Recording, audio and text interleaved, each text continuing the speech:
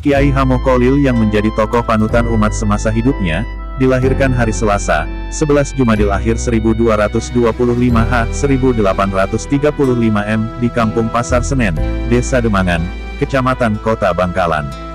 Beliau adalah anak Kiai Abdul Latif, semasa pemerintahan Adipati Secodiningrat III atau dikenal dengan nama Sultan Bangkalan kedua yang diangkat oleh Raffles.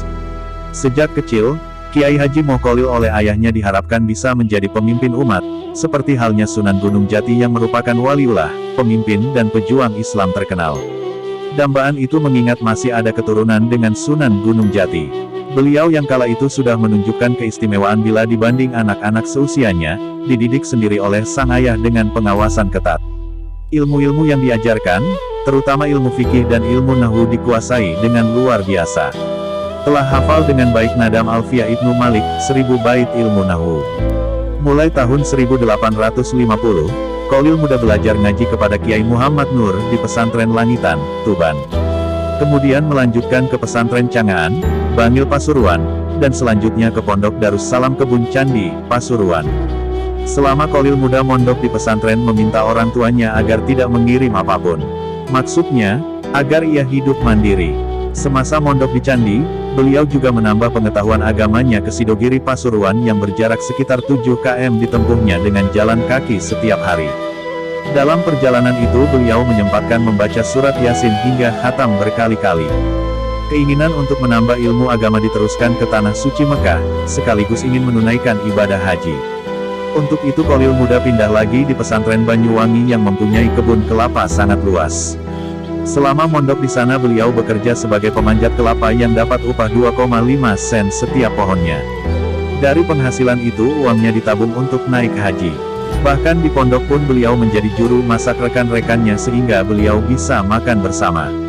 Baru tahun 1859 beliau naik haji ke Mekah. Namun sebelumnya oleh orang tuanya dinikahkan dengan Nyai Asyek, putri dari Lodra Putih yang menjadi patih pada pemerintahan saat itu. Ketika menikah, umur beliau 24 tahun. Pernikahan dengan Nyai Asyek dikarunia 2 anak, Siti Fatimah dan Muhammad Hasan. Menginjak dewasa, Siti Fatimah dikawinkan dengan Muntaha yang dikenal dengan sebutan Kiai Haji.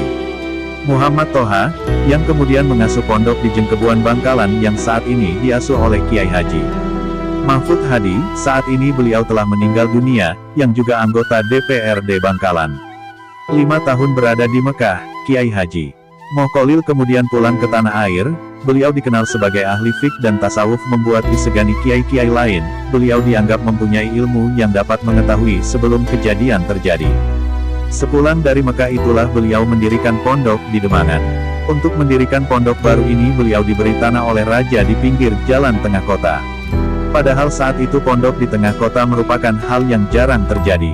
Setelah pondok berdiri dan santri mulai banyak, pada suatu saat beliau bercerita pada para santrinya bahwa pondoknya akan kedatangan macan. Hal inilah yang menjadikan santrinya kebingungan. Ternyata yang datang bukannya macan, tapi Wahab Casbullah, mantan menak dari Tambak Beras Jombang.